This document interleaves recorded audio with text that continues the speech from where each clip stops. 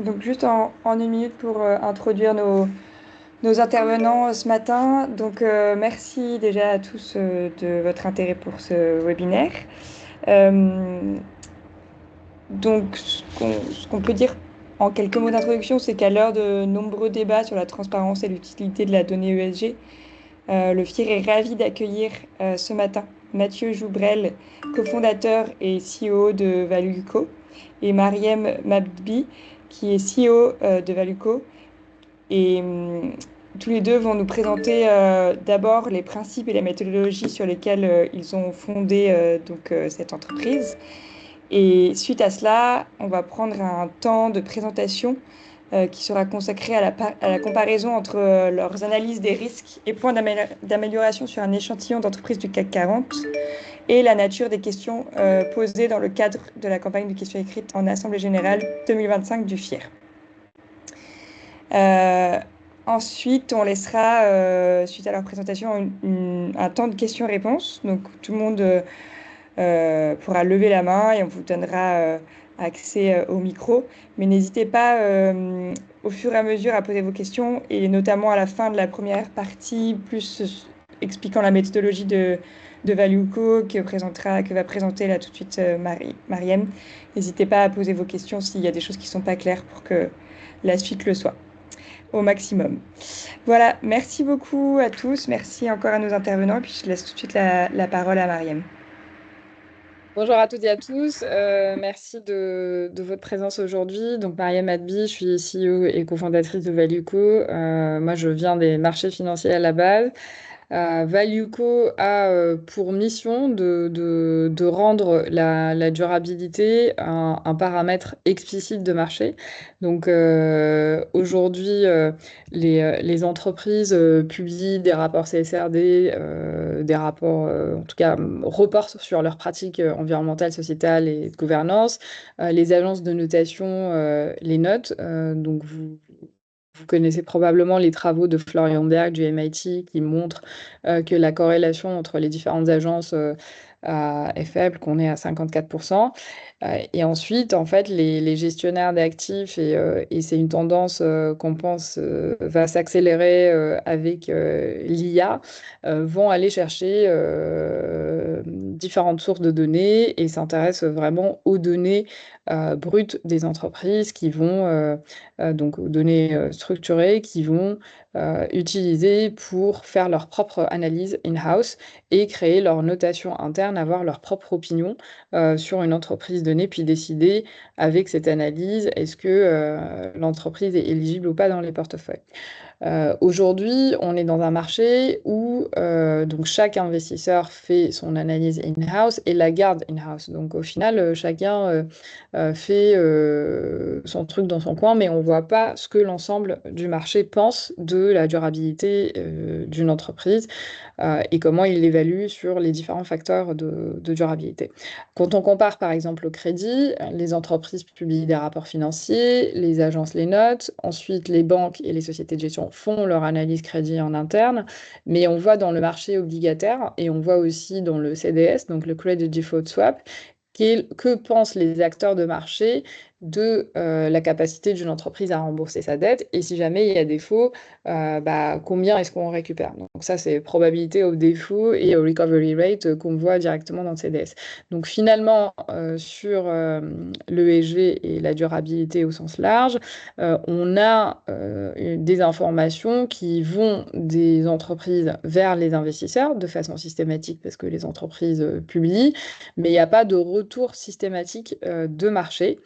Et c'est ce que Valueco crée aujourd'hui. Alors, comment est-ce qu'on le fait? Euh, donc, encore une fois, on ne s'intéresse pas aux données ESG en tant que telles, mais on s'intéresse à que pensent les investisseurs une fois qu'ils ont processé toutes les données disponibles dans le marché. Donc, enfin, c'est comme si on crée de la market data sur l'extra-financier. Donc, comme pour le financier, on voit comment le marché réagit au financier, bah là, en fait, on a de plus en plus de données extra-financières, mais on ne voit pas de façon explicite comment le marché est en train de réagir à ces données extra-financières. Donc aujourd'hui, pour vous donner un petit peu une vue, si on prend MSCI World, donc tel que vu par MSCI, eux, ils considèrent que 62% des entreprises sont leaders, peut-être 8% sont laggers, 29,2% sont average. Bon, c'est le cas aussi différentes donc agences vont avoir leurs différentes vues. Nous, ce qu'on voit pour l'investisseur médian, on a 66% des investisseurs qui considèrent les boîtes de MSCI World comme étant plutôt moyennes et 12% qui sont leaders. Alors, très concrètement, ce qu'on fait, c'est qu'on va voir donc, les sociétés de gestion, les investisseurs, on leur demande de nous contribuer de façon confidentielle leurs notes internes qu'on va anonymiser et qu'on va harmoniser avec toutes les autres notes du marché. Alors, ce qui est important, c'est qu'on récupère des notes qui vont contraindre une décision d'investissement. Donc, quelque part, on considère ces notes comme étant le bid de l'investisseur sur la durabilité d'une entreprise. Enfin, même si les investisseurs ont peut-être regardé des indicateurs différents ou en des pondérations différentes sur les différents indicateurs, le fait que cette note finale contraigne une décision d'investissement, c'est ça qui la lie à une valeur en dollars. Et donc, c'est ça qu'on considère comme le bid de l'investisseur sur la durabilité de l'entreprise. Donc, en effet, ce que vous voyez ici, c'est une note E et G, donc interne finale des investisseurs. Et chaque petit point que vous voyez, c'est la note d'un gérant, mais on ne dit pas qui c'est. Donc là, ça peut être Fidelity, là, ça peut être Taxa. Quand on a 3 petits points comme ça veut dire qu'il y a 3 investisseurs dont la note harmonisée est à 72. Alors pourquoi je dis la note harmonisée? Parce que les notes qu'on va récupérer, ça peut être ABCD, ça peut être sur 10, ça peut être sur 100. Et donc, nous, on a 2 façons d'harmoniser. Donc, la première façon, c'est vraiment purement statistique où si on a une note sur 10, on va la multiplier par 10 pour avoir une note sur 100. Et la deuxième façon, c'est on va regarder à chaque fois comment est classée l'entreprise dans l'univers de gestion du gérant. Donc, est-ce qu'elle est dans le top 5% ou est-ce qu'elle est dans le bottom 5%? Donc, on va récupérer le quantile et reconstituer la distribution de quantile. Donc, ce qu'on récupère très exactement des gérants, ça va être la note finale E et G, la note E, la note S, la note G. Est-ce qu'ils considèrent une entreprise comme étant durable ou pas? Est-ce qu'ils regardent le risque seulement ou est-ce qu'ils regardent le risque et l'impact, donc ce qui sont en simple matérialité ou en double matérialité? Est-ce que c'est du best in class ou du best in universe? Et de plus en plus, on va récupérer aussi des scorings de transition et des données aussi sur l'engagement. Donc à partir de là, ce qu'on va faire, c'est, première chose, c'est on va aller voir les entreprises pour leur dire, voilà comment l'ensemble du marché vous voit, donc sur le EG, le E, le S, le G. Et on est capable aussi de prendre ici la médiane, donc on avait le consensus de marché, et de le reverse engineer sur des données plus granulaires, donc sur 37 indicateurs ESRS, et d'expliquer comment chaque indicateur est en train d'influencer positivement ou négativement la perception des investisseurs. Mathieu y viendra dans plus de détails par la suite. Alors pourquoi c'est important? Parce que aujourd'hui, et donc je reviens à ce petit slide, comme on l'a mentionné, les entreprises aujourd'hui savent ce que les agences pensent d'elles, et comme mentionné, les agences ne sont pas d'accord entre elles, donc la corrélation est assez faible. Et nous, ce qu'on voit, c'est que le consensus de marché, la corrélation avec MSCI, elle est à 50%. Donc ça veut dire qu'en moyenne, les investisseurs pensent très différemment des agences. Donc aujourd'hui, pour les entreprises, c'est pas simple parce que déjà, elles considèrent que les agences, c'est des black box, donc elles ne savent pas trop pourquoi les agences pensent ce qu'elles pensent, mais surtout, elles ne savent pas ce que les investisseurs pensent et ce que les investisseurs réellement veulent et comment ils investissent en fonction de ça. Donc, comment le robinet, entre guillemets, fonctionne de l'autre côté. Donc, nous, on fournit cette vue de marché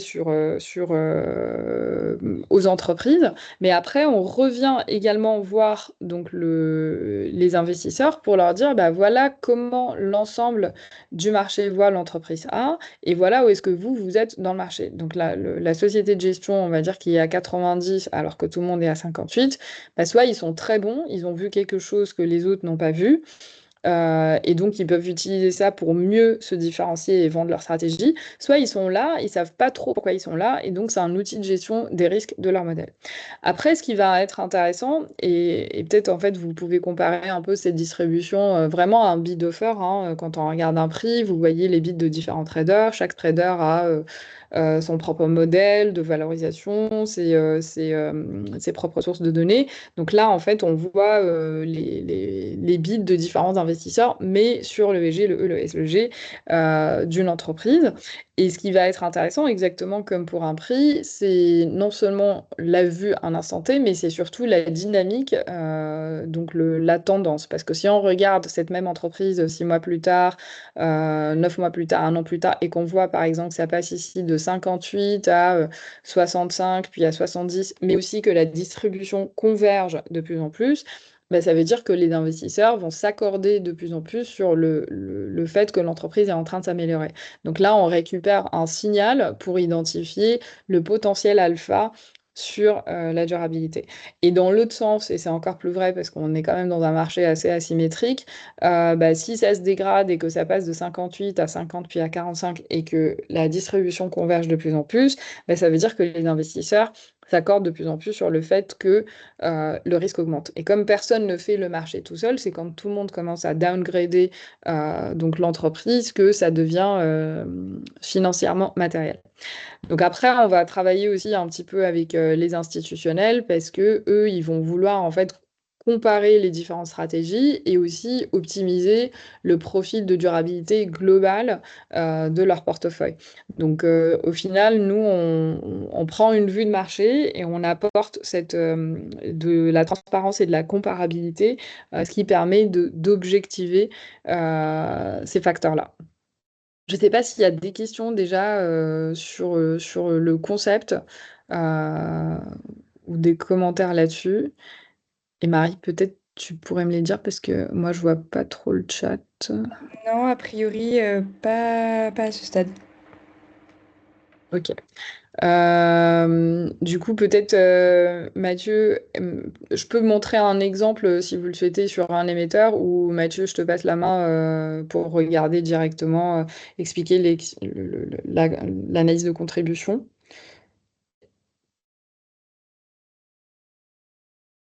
Ouais, je peux prendre.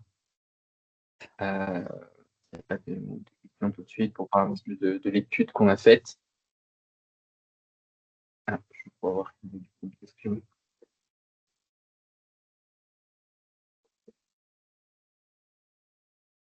On a donc une question de Patrick Dumière. Peut-être c'est bien de la prendre maintenant avant de continuer.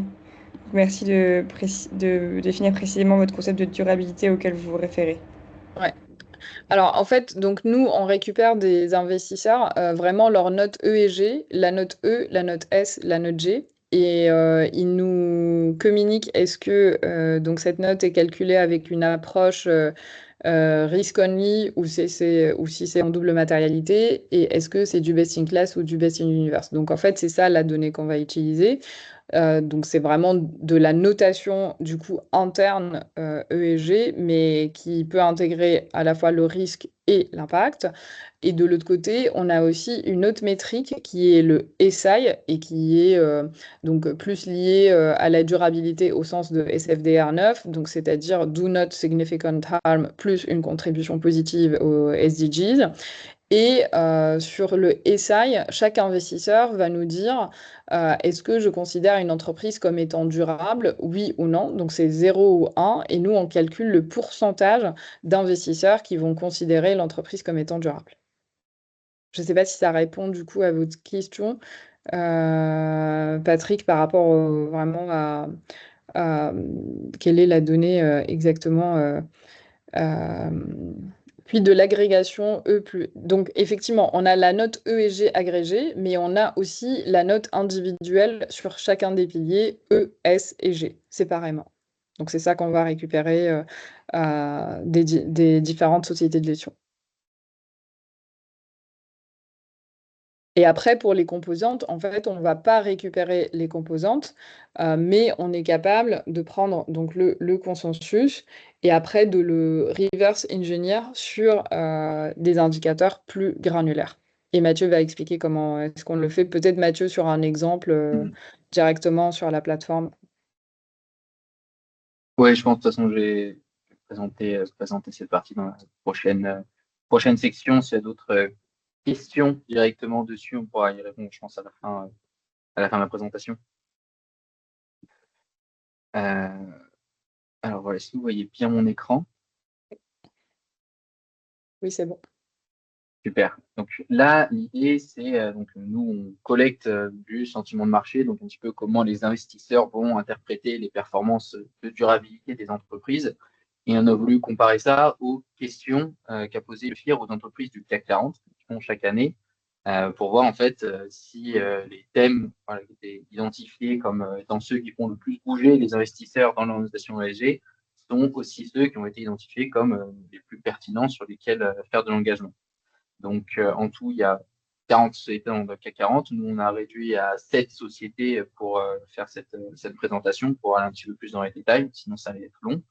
Et donc, nous, ce qu'on fait, c'est qu'il y a l'analyse bottom-up du FIR qui va poser à chaque fois des questions génériques, donc 4 questions génériques à l'ensemble des entreprises du CAC 40 et une question personnalisée. Donc, nous, là, dans le cadre de cette présentation, on s'est pas mal intéressé à la question personnalisée, donc le thème important pour l'entreprise. Et comparer ça, nous, on fait des analyses des critères. Donc, je vais même parler des 37 sujets des standards de reporting européens.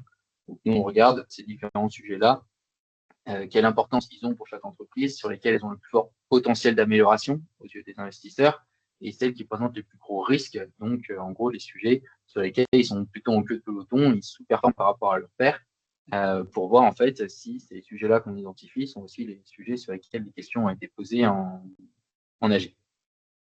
Et donc, l'idée, c'est de détecter à la fois les convergences, donc là où tout le monde pousse, et les divergences, donc là où potentiellement il y a des angles morts entre les questions et les thèmes qu'on a utilisés, pour voir comment prioriser l'engagement. C'est quelque chose qu'on fait de notre côté. Pour aller un peu plus dans le détail, dans un premier temps, de comment on fait pour nous identifier ces thèmes, je vais aller un petit peu plus dans le détail, donc j'espère que ça va répondre à la question. Nous, ce qu'on récupère, en gros, ce qu'on collecte directement auprès des gestionnaires d'actifs, ce sont des scores agrégés. Et toute l'idée, c'est qu'ils sont agrégés, donc c'est pas forcément ce qu'il y a derrière, comment ils sont construits. On peut pas récupérer les méthodologies de tout le monde, et quand on peut les récupérer, on peut pas forcément les comparer de manière pertinente, puisque ce sont pas les mêmes métriques, ce sont pas les mêmes indicateurs qui sont utilisés. Pour ceux qui font du best in class, c'est pas forcément les mêmes secteurs d'activité qui sont utilisés aussi. Il y a plusieurs classifications qui existent, donc c'est très difficile à comparer. Nous, ce qu'on fait, c'est qu'une fois qu'on a récupéré l'avis des investisseurs, on va aussi récupérer différentes sources de données pour se faire une idée de la performance des entreprises sur ces différents thèmes et derrière, faire une modélisation du marché. Et c'est à partir de cette modélisation du marché qu'on va voir en fait à quoi il est sensible, comment il se comporte. Et donc, une fois qu'on a fait la modélisation, donc c'est bon, un référentiel de théorie des jeux qu'on utilise. On pourra partager la documentation pour ceux qui sont intéressés d'aller dans les détails. Mais en gros, on va regarder comment se constitue le score, quels sont les thèmes qui vont avoir une grosse influence dessus, avec une influence positive ou négative. C'est la chose qu'on voit ici. Donc là, c'est un exemple d'entreprise pour laquelle voilà, la culture d'entreprise beaucoup a une grosse influence positive, mais le critère Information Related Impact for Consumer and End User a un impact négatif. Donc, soit qu'elle ait des performances inférieures à ses pairs, soit qu'il y ait une controverse peut-être sur ce thème-là. En gros, c'est quelque chose qui a eu en tendance un impact négatif sur son score aux yeux des investisseurs, d'après les modèles que nous, on a pu fournir. Et donc, une fois qu'on a ces contributions-là, on peut voir, comparer aux autres entreprises de son secteur d'activité, est-ce qu'elles sont plutôt en avance, est-ce qu'elles sont plutôt en retard. Et c'est là qu'on va identifier les deux grandes catégories d'indicateurs que j'ai décrits précédemment. Quand elles sont plutôt en retard, donc typiquement dans les 5% des entreprises les moins performantes sur cet indicateur-là, on va dire que c'est un thème à risque et donc sur lesquels il faut sans doute engager pour le faire sortir de la zone rouge. Et quand ils sont très loin des leaders, il y a certains sujets sur lesquels il y a beaucoup d'écart entre les leaders et ceux qui sont en retard, sur lesquels il y en a beaucoup moins. Bon, à ce moment-là, on considère qu'il y a un fort potentiel d'amélioration. Donc, pour que l'entreprise aille gagner des points, améliorer son image, ce sont des sujets importants.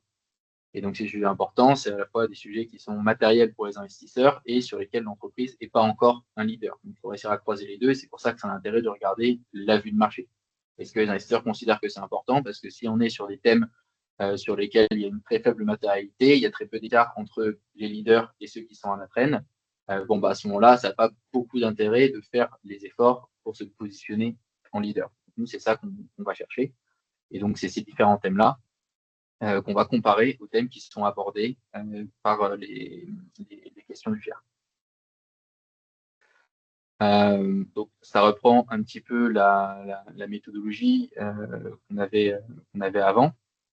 Donc, on va croiser les données et voir quel thème se recouvre avec, bon, on a identifié quand même trois blocs majeurs dans les thèmes d'engagement, en tout cas sur les entreprises qu'on a sélectionnées, qui sont le côté climat et énergie, donc on va parler beaucoup de carbone, les polluants, avec notamment un certain nombre de thèmes autour des PFAS, qui sont donc les polluants éternels, qui reviennent, qui sont assez au centre de l'attention en ce moment.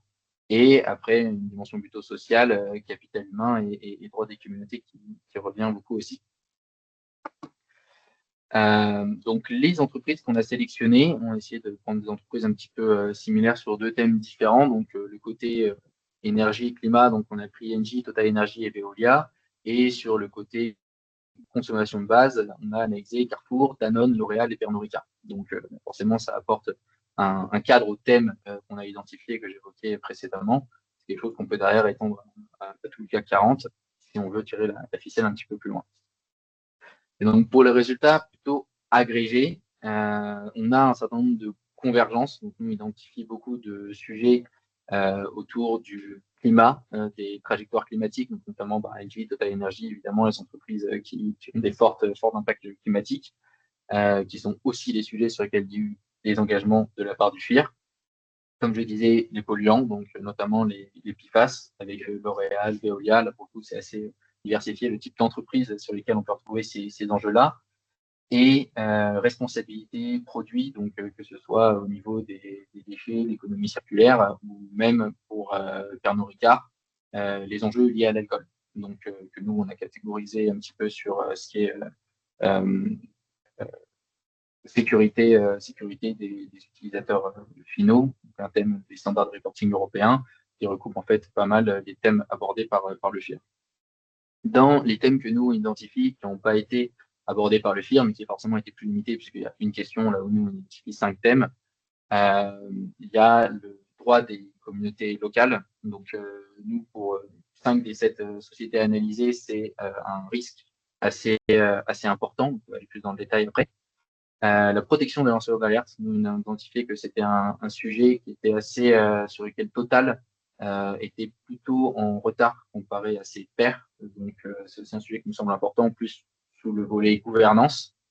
Et la diversité et inclusion, bon, ça c'est forcément quelque chose qui a une assez forte matérialité de manière générale, a fortiori en France, qui n'a pas été le focus de la question du FIR, mais pour Carrefour, Pernod Ricard, qui ressort quand même de manière assez importante, beaucoup pas comme un risque, mais comme un fort potentiel d'amélioration. Les leaders du secteur dans lequel ils évoluent sont encore plus en avance et pour nous, il y a des points à les gagner sur ces thèmes-là. Donc ça, c'est pour les résultats un peu généraux, pour aller plus dans le détail de chaque entreprise. Donc, si je les prends une par une, pour nous, Carrefour, si on prend à chaque fois le potentiel clé le plus important, donc le thème sur lequel pour nous il y a plus de potentiel d'amélioration du score ESG s'ils atteignent le niveau des leaders. Après, il y a aussi le risque clé et la question du FIR. Donc, pour nous, le potentiel clé, c'est diversité et inclusion. Donc, une fois de plus, c'est quelque chose qui est pas surprenant du tout pour une entreprise qui emploie autant de personnes avec un risque prioritaire qui est celui des droits des communautés. Donc, en fait, les autres parties prenantes qui sont impliquées dans la gestion et les opérations de Carrefour. Et la question du FIR portait précisément sur les conditions de travail dans les franchises. Donc, il semble qu'il y a quand même une assez forte convergence sociale avec un thème un peu plus spécifique pour évidemment poser la question pour le FIR. Donc, on sait que c'est assez convergent pour cette entreprise-là. Pour Danone, le potentiel clé, c'est les questions de ressources et de déchets, avec un risque assez important qui est aussi celui des droits des communautés, donc comme pour Carrefour, et la question du FIR portée sur la gestion du plastique. Donc pour nous, pareil, c'est assez aligné sur le côté justement ressources déchets, puisque le plastique, c'est un petit peu ces questions de circularité et de comment on s'arrange pour en émettre le moins possible et polluer le moins possible avec. L'Oréal, son potentiel le plus important, c'est la culture d'entreprise. Donc, culture d'entreprise, c'est quelque chose qui est quand même assez large, vu qu'on s'appuie sur les standards de reporting européens qui ont assez peu de diversité dans les thèmes abordés sur la gouvernance, mais ça va faire appel à des enjeux à la fois évidemment liés directement aux employés, mais aussi à la gouvernance et un peu la comitologie qu'il y a derrière, et le risque prioritaire sur la sécurité des consommateurs, donc un petit peu sur les risques sanitaires liés à l'utilisation des produits de L'Oréal. Et la question du FIR, c'était donc la gestion des polluants éternels, les PFAS. Donc il y a quand même une convergence entre la question et le risque qui a été identifié, un petit peu sur la sécurité des produits, la sécurité des utilisateurs finaux, même si après les PFAS, ça va plus loin que ça, puisqu'il y a des vrais enjeux de pollution, et c'est pas que les utilisateurs finaux qui y sont exposés, mais ça, il y a quand même un certain recouvrement, sécurité des consommateurs, évidemment, on pense tout de suite à ces enjeux de santé. Et Pernod Ricard, donc comme je disais, c'est comme pour Carrefour, là où il y a le plus de points à aller gagner en quelque sorte, c'est sur les enjeux de diversité et d'inclusion, avec un risque prioritaire qui est celui de la gestion et de la pollution de l'eau pour nous. La question du fuir est portée assez précisément sur des sujets de santé publique, de consommation d'alcool, de savoir en fait comment est-ce qu'ils gèrent voilà, la dépendance et la communication autour de ces sujets-là.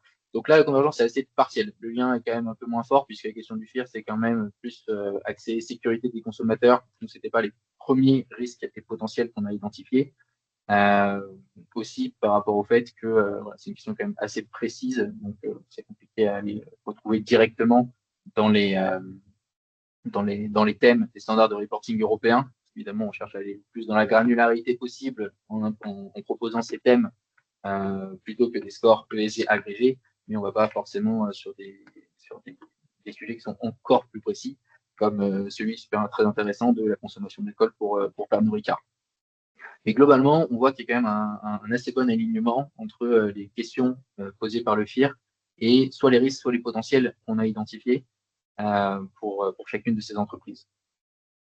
Pour celle du secteur énergie utilities, les services publics,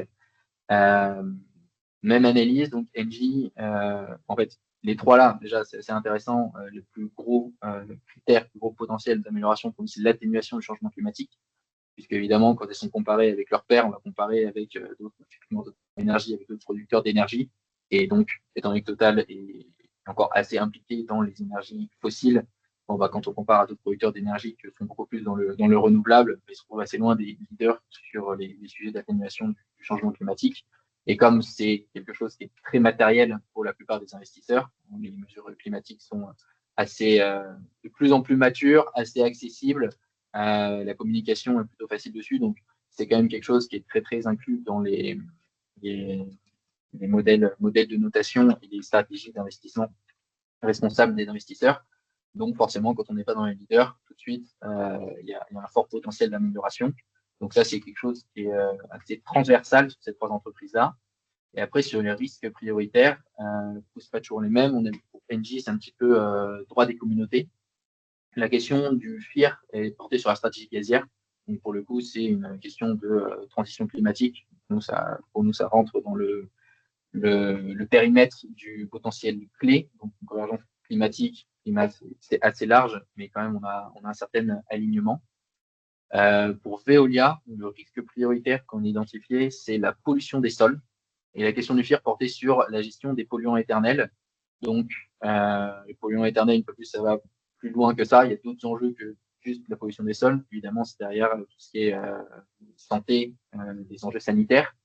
Mais forcément, les PFAS, quand on se retrouve dans les sols, il y a quand même un lien, donc une convergence partielle sur les thèmes, là où effectivement le FIR proposait une question précise a dû aller sur des thèmes un petit peu plus précis, mais qui rentrent un petit peu dans ces enjeux-là. Si on va un peu plus loin dans les risques de Veolia, en effet, on a plusieurs risques de pollution quand même qui reviennent.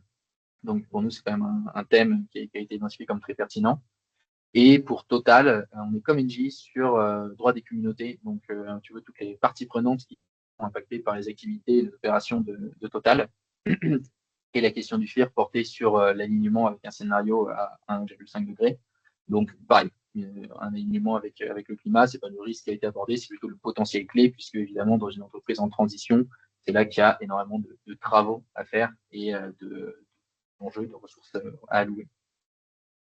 Donc voilà, je passe un peu plus dans le détail sur chacune des entreprises. Donc il n'y en a que 7 sur les 40, mais c'est un petit peu pour un overview. Nous, de manière générale, pour ce qu'on a regardé sur les enjeux, les questions du FIR, il y a quand même un assez fort alignement, souvent soit avec le potentiel, soit avec le risque. C'est assez intéressant. J'ai pas pris toutes les énergies du côté utilities, toutes les entreprises du côté du secteur de l'énergie, du service public, mais très souvent, quand il y a des gros enjeux structurels comme la transition climatique, c'est assez aligné sur le potentiel qu'on identifie, soit pour les entreprises qui sont déjà très impliquées sur les énergies renouvelables. Et après, on a quelques risques où, effectivement, quand certains sujets sont vraiment au cœur de l'actualité, donc là, on a vu plusieurs fois les PFAS, nous, on remarque que le marché, les investisseurs ont tendance à le prendre en compte quand même, et donc on se retrouve avec des enjeux de pollution qui sont des risques prioritaires assez importants. Donc, parfois, c'est pollution des sols, c'est pollution de l'eau, pollution des organismes vivants, ou des questions directement sanitaires. Et donc, on voit qu'il y a différentes manières, en quelque sorte, d'aborder ces enjeux-là, mais que quand même, ça se retrouve dans la vie des investisseurs dont nous, on récupère les scores et les avis. Donc, voilà, de manière générale, pour conclure, les priorités, peut-être que j'évoquais au début, qu'on a identifiées sur ces entreprises-là, et on trouve en fait pas mal d'entreprises du CAC 40, on a le climat, les polluants éternels, ça sous le chapeau de la pollution, mais un certain nombre de questions sur les PFAS qui permettent de préciser un petit peu ce que nous, on a identifié chez Valuco dans des thèmes liés à la pollution, et le capital humain, donc beaucoup de diversité, équité et inclusion. C'est un petit peu sur le côté social, souvent celui qui ressort comme étant plus fort, un petit peu comme tout ce qui est atténuation du changement climatique pour les enjeux qui ont des forts enjeux, pour les entreprises qui ont des forts enjeux climatiques. Souvent, il y a des gros écarts entre les leaders et les derniers des secteurs, dans les groupes de pairs qu'on va regarder. Donc, à la fois ce sujet-là et puis les sujets d'impact sur les autres parties prenantes. Est-ce que vous avez des questions? Une fois que cette fois-ci, c'est moi qui partage, je ne vois pas s'il y a des messages sur soit la méthodologie que j'ai présentée au début, donc je sais qu'il y avait une question qu'on devait aborder là-dessus, sur comment est-ce qu'on va plus dans le détail, ou sur certaines conclusions qu'on a présentées d'autres entreprises ou quoi que ce soit. Bon, il n'y a pas de questions. Je vois pas de questions, mais n'hésitez pas à lever la main ou à écrire dans le chat si vous préférez. S'il n'y a pas de questions tout de suite, je veux bien ouvrir les questions. Juste peut-être deux questions. Savoir, je crois pas que vous l'ayez dit, je suis désolée si j'ai loupé une info, mais savoir à combien de paires vous comparez, avec combien, enfin, quelle est un peu la taille de l'échantillon à chaque fois sectoriel. Et peut-être une question sur un peu, peut-être expliquer, par exemple, sur le sujet droit des communautés, c'est vrai que c'est pas forcément un sujet, moi, que j'aurais instinctivement fait ressortir comme le sujet consensus de marché. Mais si, oui, voilà, vous peut-être expliquer comment vous avez identifié ce sujet comme risque. Comme risque pour Total et Engie notamment, et d'autres, mais... Ouais. Alors, première question sur l'échantillon. Nous, l'échantillon qu'on prend ici, c'est donc les entreprises du même secteur d'activité en Europe. Donc, secteur d'activité, on utilise la classification GICS. Donc, il y a 11 secteurs d'activité, notamment énergie, utilities, pour les entreprises là, Engie, Veolia et Total Energy, et consommation de base, qui est aussi un secteur indépendant pour les autres. Donc, les échantillons sont assez gros. On couvre la plupart des entreprises cotées, donc ça fait quelques centaines d'entreprises. On peut dire en gros pour un échantillon de paires. Il y aurait moyen d'aller un peu plus dans le détail. Évidemment, plus on va dans le détail, plus c'est compliqué de faire faire des quartiers, de regarder exactement à quoi ressemble la distribution. Donc, on a vu assez large. Mais c'est vrai qu'après, pour avoir des enjeux qui sont peut-être encore plus pertinents pour comparer, par exemple, aux leaders, aller sur des secteurs d'activité plus resserrés, des industries un petit peu plus resserrées. Mais là, on a fait quelque chose d'assez large pour être sûr d'avoir des échantillons qui étaient assez gros. Et après, le côté droit des communautés. Donc nous, en gros, ce qu'on fait, et c'est le cas pour tous les indicateurs, on va aller récupérer un certain nombre de métriques. Donc là, c'est le sujet ESRS, donc on va s'attacher à ce qui est publié ou à publier dans les ESRS au maximum. Tout n'est pas disponible encore, donc on va essayer d'aller chercher des points de données alternatifs quand c'est pas disponible pour estimer la performance de l'entreprise sur ces différents thèmes. Et une fois qu'on a fait ça, on va ajouter d'autres types de données qui ne sont pas forcément des données d'analyse fondamentale, comme c'est souvent pris en compte dans les scores ESG, mais aussi des données un petit peu d'actualité, de controverse, puisque c'est aussi quelque chose qui va finalement avoir une influence sur les décisions d'investissement, la vie des investisseurs, puisque les gestionnaires d'actifs, en général, vont aussi regarder ça. Et donc là, on a identifié ce droit des communautés comme étant un risque important, donc c'était pour NG et Total. Assez souvent, quand on est sur un risque prioritaire et donc qu'on est plutôt dans les moins performants de son segment de marché sur un thème, c'est pas rare qu'il y ait une controverse qui soit remontée sur ce genre de sujet et qui va assez brutalement faire diminuer le score justement à cause d'un jeu sur ce thème-là. Donc nous, c'est des choses qu'on va récupérer où on a la source de données, où on a des nombres de controverses importantes, graves, critiques. Et donc, je peux regarder exactement les points de données sous-jacents aux indicateurs, mais c'est souvent ça, surtout pour droit des communautés, qui est souvent pas celui qui a le plus forte matérialité pour les entreprises. On passe plus à, par exemple, diversité, équité et inclusion, sur lesquels il va y avoir des gros écarts entre les premiers et les derniers des secteurs d'activité. Souvent, quand on se retrouve loin, quand on se retrouve derrière, c'est qu'il y a une actualité qui n'a pas du jouer en la faveur de l'entreprise quelque part dans le monde. Merci beaucoup. Et donc, si je comprends bien, les controverses, enfin les données controverses, vous les récupérez au même titre que les données ESG chez les sociétés de gestion? C'est ça. Nous, l'idée, étant donné qu'on fait une modélisation du marché, donc de comment ont tendance à se comporter les gestionnaires d'actifs qui ont tous des modèles un petit peu différents. Donc, comme disait Marem, on va segmenter, on va regarder les gestionnaires d'actifs, par exemple, on peut regarder que les Européens, seulement ceux qu'on approche en double matérialité, seulement ceux qu'on approche en best in class pour en fait comparer ce qui est comparable. Et en fait, du coup, on va essayer d'accéder aux mêmes données que ce à quoi eux ont accès. Donc, on va regarder des fournisseurs de données, des sources publiques, l'engagement SBTI, ce genre de choses. Et donc, en fait, en ayant en main les mêmes données, en quelque sorte, que les gestionnaires d'actifs et l'avis des gestionnaires d'actifs, on va faire du rétro-engineering pour connecter les points et réussir à modéliser le marché. Et donc, nous, on considère qu'on va réussir à modéliser le marché si on nous donne une nouvelle entreprise, quelque part que le modèle ne connaît pas et qu'on réussit à bien prédire son score, on considère, OK, c'est une modélisation qui est convenable, puisqu'on tombe assez proche de la réalité. Et à partir de là, on va interroger notre modèle pour voir comment il se comporte si on change certains paramètres et pour voir en fait quelle importance il alloue à chacun des thèmes pour chacune des entreprises. Et la logique.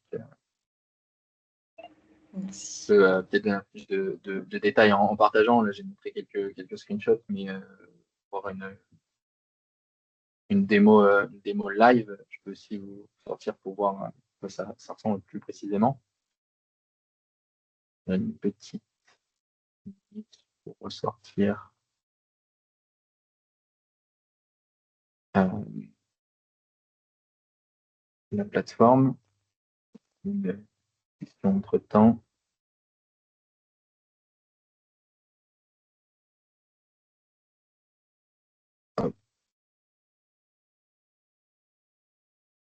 Parce que derrière, effectivement, donc parmi les entreprises qu'on avait présentées, je vais peut-être aller voir certains.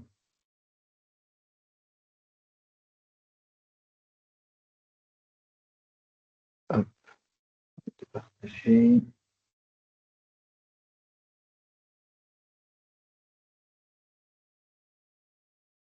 Je vais même prendre une entreprise sur laquelle il y avait les droits des communautés. Donc, après, l'analyse avait été faite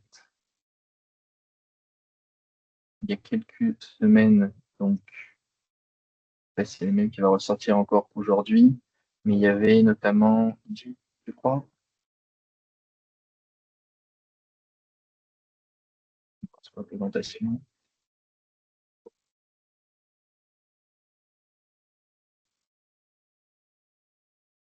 Alors, j'ai une question. Je pense que c'est peut-être pour. Enfin, c'est moins lié. Peut-être que on peut te concentrer sur Ouais, sur la démo pour l'instant et on répondra si après. Mariam peut répondre, je ne sais pas si en minute ou quoi, mais notre modèle, c'est en gros, on va proposer pour les investisseurs qui partagent avec nous leurs données, on va avoir un échange, on va fournir des benchmarks donc pour que chacun y gagne finalement. Et après, si on va aller plus dans le détail, euh, on peut proposer des services, des abonnements payants aux gestionnaires d'actifs qui veulent avoir des fonds précis, des entreprises précises. Et après, on va aussi, nous, derrière, proposer ces données-là aux entreprises parce que ça peut servir d'une part aux gestionnaires d'actifs pour faire de l'engagement, identifier les bons thèmes d'engagement actionnarial, mais aussi évidemment directement aux entreprises. Si on peut leur envoyer directement ces analyses-là, ça les aide pour les relations investisseurs, pour la priorisation de leurs sujets, pour faire des gap analysis, pour intégrer l'ESG dans les modèles de rémunération et sur identifier les bons sujets. Donc en fait, oui, nous, notre modèle d'affaires, c'est bon, d'abonnement, une plateforme, et ça peut être soit aux gérants, soit aux entreprises directement s'ils veulent des analyses qui sont plus avancées, sachant que les gérants qui partagent leurs données avec nous, c'est toute l'idée d'aller faire un consensus et d'aller collecter tous ces scores-là, il y a un certain niveau de service qui est offert en échange.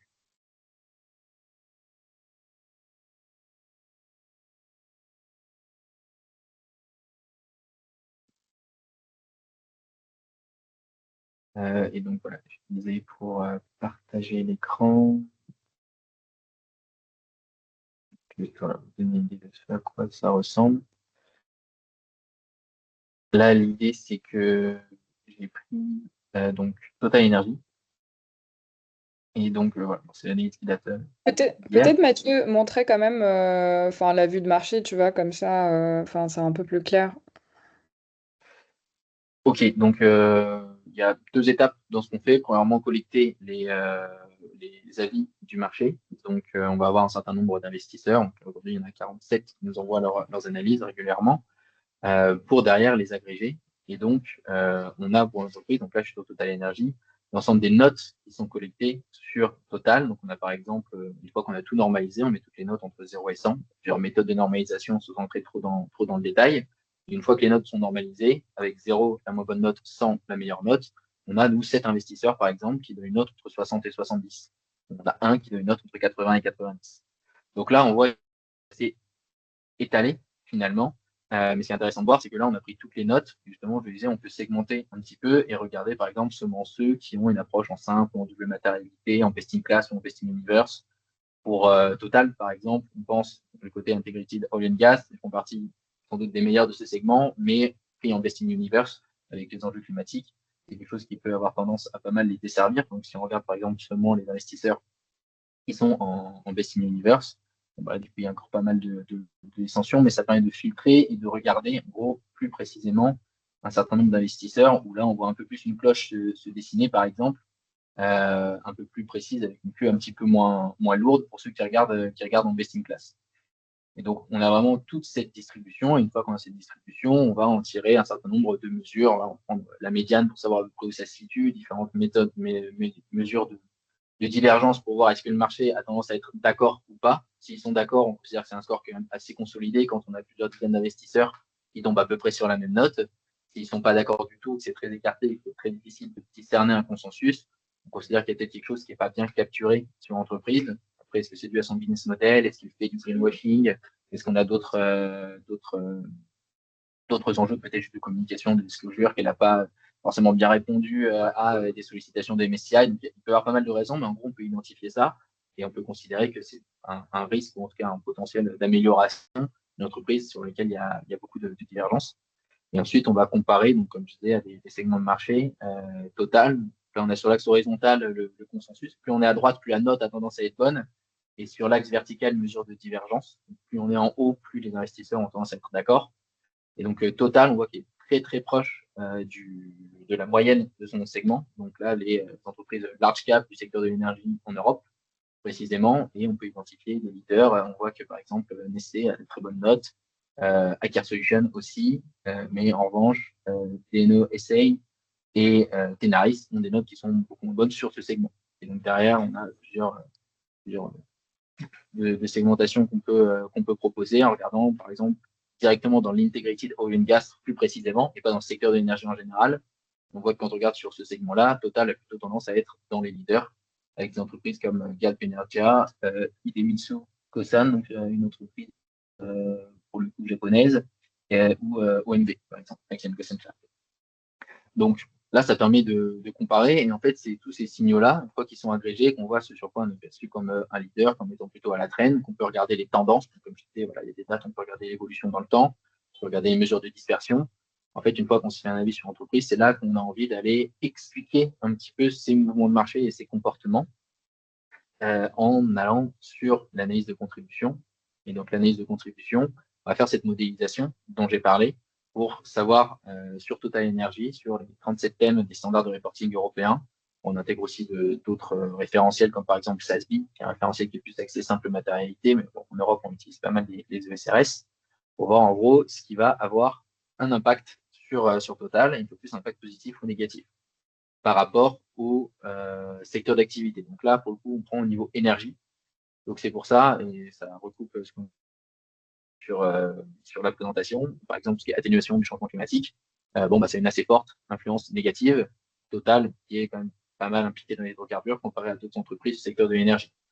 En revanche, si je prends l'adaptation au changement climatique, là, pour le coup, il y a quand même pas mal de plans de transformation de Total, une bonne anticipation de ces enjeux-là, comparé à d'autres entreprises similaires, qui sont peut-être pas en France, pas sous la même juridiction, pas les mêmes obligations. Donc là, c'est quelque chose qui va quand même avoir une influence assez positive. C'est quelque chose qui est considéré par le marché comme étant bien anticipé par Total.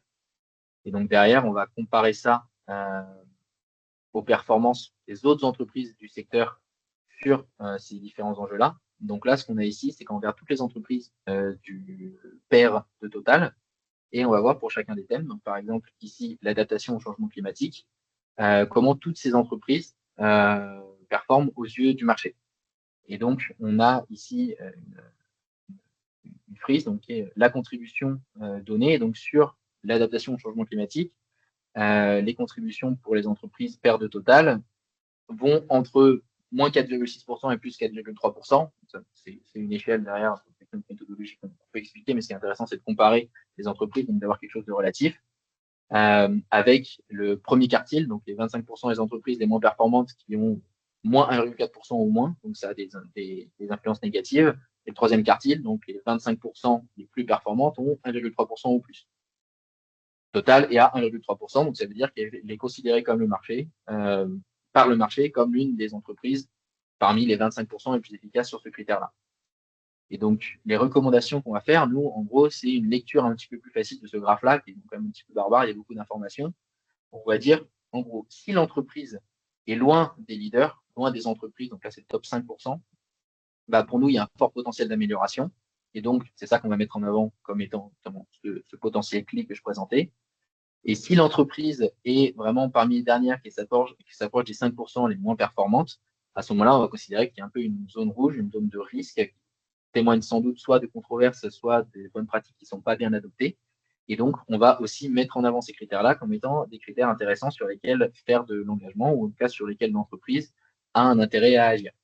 Et donc, voilà, ça c'est en gros l'étape qu'on a utilisée pour faire l'analyse, où on a donc les critères pour lesquels l'entreprise ici Total Energy est le moins éloigné des 5% les moins performants, voire est dans les 5% les moins performants. Donc, on disait droit des communautés que j'avais mis en avant, mais en fait, ici, c'est Community Civil and Political Rights. Pour nous, d'après la modélisation totale, est dans les 5% les moins performants, perçus comme étant peu performants sur ces enjeux-là. Assez souvent, comme je disais, c'est parce qu'il y a des enjeux de controverse derrière, des actualités qui ne jouent pas en leur faveur. Et les potentiels importants pour Total, donc en gros les critères sur lesquels ils sont les plus éloignés des leaders, donc sur lesquels ils ont plus de points à gagner en allant adopter les pratiques des leaders, que ce soit vraiment les pratiques opérationnelles ou de communication, de reporting. Et donc, pour ça, on a Climate Change Mitigation, où là, pour le coup, c'est très clair.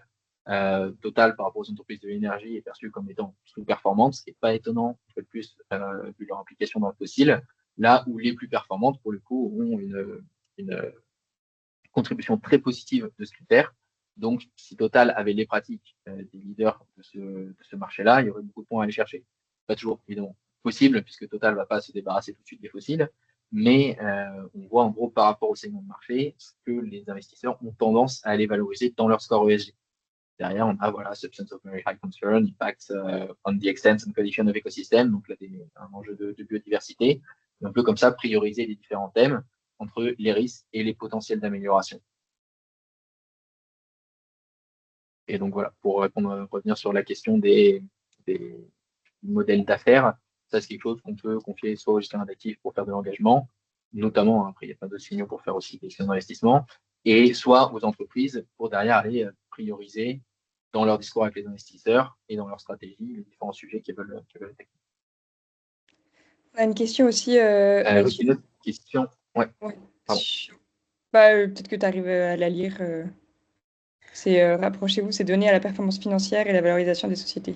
Donc, en effet, on a étudié les corrélations entre notamment le consensus et les données financières. On a fait cette étude sur des boîtes américaines, mais aussi sur des boîtes européennes. Sur les boîtes américaines, on a vu qu'il y avait une corrélation intéressante avec la dispersion, donc le niveau d'accord ou de désaccord des investisseurs avec les métriques financières. Et en Europe, on avait vu qu'il y a à la fois donc, une corrélation importante pour le consensus avec les métriques financières, mais aussi donc, le niveau d'accord ou de désaccord des investisseurs. Et c'était d'autant plus important quand on regardait les scores qui étaient en double matérialité.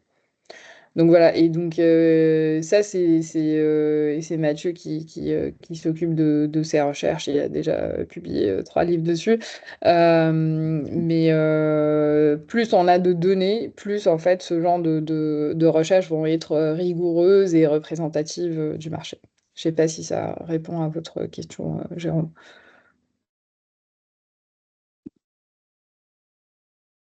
Bien.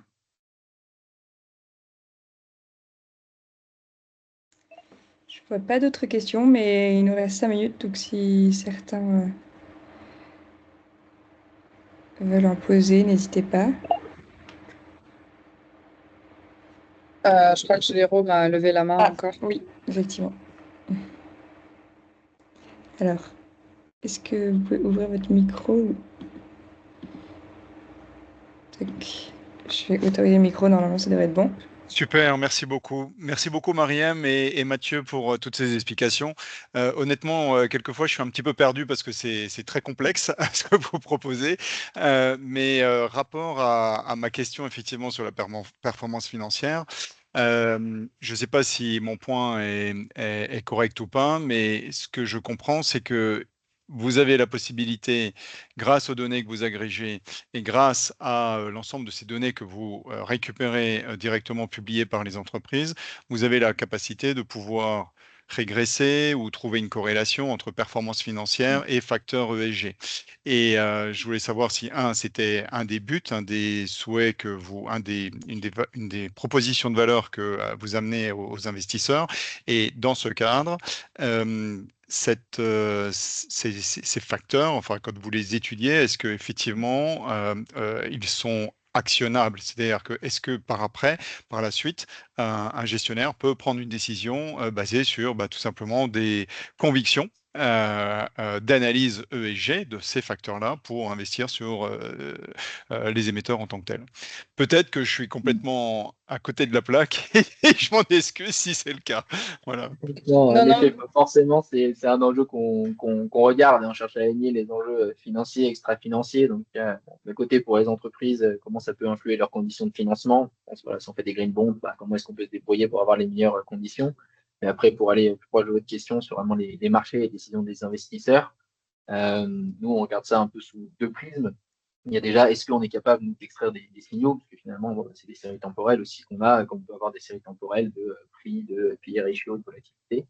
Donc, on regarde les corrélations, justement, qu'est-ce qui est pertinent, est-ce que c'est plus pertinent de prendre les scores en simple matarité, double matarité, qu'on trouve de manière générale, sans trop entrer dans les détails, parce qu'il ne reste plus beaucoup de temps, c'est que j'avais pas mal insisté dessus, justement, à dessein, la divergence de point de vue des investisseurs est quelque chose qui a l'air de renfermer plus d'informations que le consensus ou la moyenne du marché. C'est chose qui est assez intéressant. Quand il y a assez peu de consensus, ben, on voit aussi plus de volatilité, notamment dans les prix, ce genre de choses. Donc effectivement, on crée des liens, on n'a pas encore de produits dédiés directement sur la plateforme, parce que là, on publie de la recherche, et justement, il y a plein de choses intéressantes à aller chercher. Donc ça, c'est le premier focus. Identifier, en fait, dans nos séries temporelles, qu'est-ce qu'on peut aller chercher et quelle régression on peut faire. Les time lag, on n'est pas forcément sur les mêmes durée typique. Les prix changent beaucoup plus vite que les scores ESG, donc il y a pas mal de choses à corriger. Et après, deuxième chose qu'on fait, c'est regarder est-ce qu'on peut faire des produits, est-ce qu'on peut produire des indices, des choses comme ça. Et donc, ce qu'on voit, c'est que c'est assez facile de produire des indices qui surperforment avec des bons scores ESG. Là où c'est un peu plus compliqué, c'est d'avoir une tracking error et une diversification qui est encore assez importante. Évidemment, il y a plein d'entreprises qui plaisent beaucoup. On regarde typiquement ASML ou ST Microelectronics, très bonne note ESG, très bonne performance. Mais derrière, forcément, si on met un poids très important dessus, on va s'éloigner un petit peu du marché. On va voir un petit peu ce qu'on va chercher. Et derrière, là, ce qu'on fait de plus en plus, ce sur quoi on travaille justement avec ces analyses sur les systèmes qu'on fait, c'est de voir si on peut faire des fonds thématiques. Donc, par exemple, des fonds sur la biodiversité, sur la transition climatique, où nous, on va identifier les entreprises les plus performantes sur ces critères-là par rapport à leurs pairs et voir comment on peut amender, rebalancer des benchmarks pour avoir un peu plus de poids sur ces entreprises-là. Donc ouais, c'est tout à fait des choses qu'on regarde et derrière, on travaille avec des gestionnaires d'actifs sur comment intégrer ça dans les modèles qu'ils ont déjà. Il y a plusieurs articles académiques sur comment intégrer ça dans l'optimisation de portefeuille, puis un livre sur comment intégrer ça dans la valorisation d'actifs. Donc c'est vraiment pour nous assez exploratoire. Il y a d'autres investisseurs qui travaillent dessus, donc on travaille avec un certain nombre d'entre eux pour voir justement et le lien direct financier et extra-financier, comment trouver un équilibre qui est intéressant entre les deux. Peut-être pour résumer, donc en fait, nous, on crée vraiment de la donnée de marché sur l'extra-financier. Donc, c'est-à-dire qu'aujourd'hui, on est capable de capturer ce que pense le marché de la performance extra-financière d'une entreprise. Et donc, alors après, quel est le lien exact entre l'extra-financier et le financier? Donc, on sait que donc les investisseurs long terme, c'est très important pour eux. Donc, on sait que les flux sont drivés. Donc, c'est pour ça qu'on a des études académiques en interne et avec des partenaires à ce stade pour étudier la corrélation entre le financier et l'extra-financier. Maintenant, aujourd'hui, il y a quand même des benchmarks qui sont sur la durabilité. Et donc, effectivement, nous, on permet de capturer les signaux et de construire des produits sur ces signaux de marché, enfin, soit d'intégrer directement donc, les signaux dans la gestion, mais c'est possible aussi, par exemple, de créer des indices en disant on va repondérer la market cap ou enfin, les pondérations sur chacune des entreprises, non seulement en fonction de la market cap, mais aussi en fonction de le consensus de marché et à quel point les investisseurs sont d'accord ou pas d'accord, de façon, par exemple, à sous-pondérer des entreprises sur lesquelles tout le monde est d'accord que c'est pas très bon, et à surpondérer les entreprises qui sont en train de s'améliorer dans le temps. Donc voilà un petit peu vraiment des exemples concrets qu'on regarde d'un point de vue que ce soit construction d'indices, mais aussi sur la plateforme, il y a des outils qui permettent d'identifier toutes les entreprises sur lesquelles tout le monde est d'accord que c'est pas très bon et aussi toutes les entreprises sur lesquelles personne n'est d'accord et c'est là où le risque est le plus important. Et après, dans les sujets de transition actuels, en fait, ce qui est important de regarder, c'est vraiment l'évolution dans le temps et donc les données historiques. Et ça, c'est disponible en API. Et donc, ça peut s'intégrer directement dans les systèmes de gestion des différents investisseurs. Et je vois le message sur le Green Alpha, c'est sûr que c'est le Graal. Après, ça tombe d'études qui portent plutôt sur combien coûte la durabilité.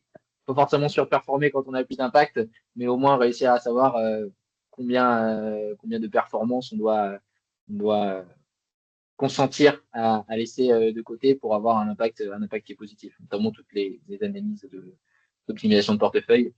Et ça, c'est des choses qui sont publiées, hein, qu'on peut partager si il faut discuter après. Merci beaucoup à vous deux.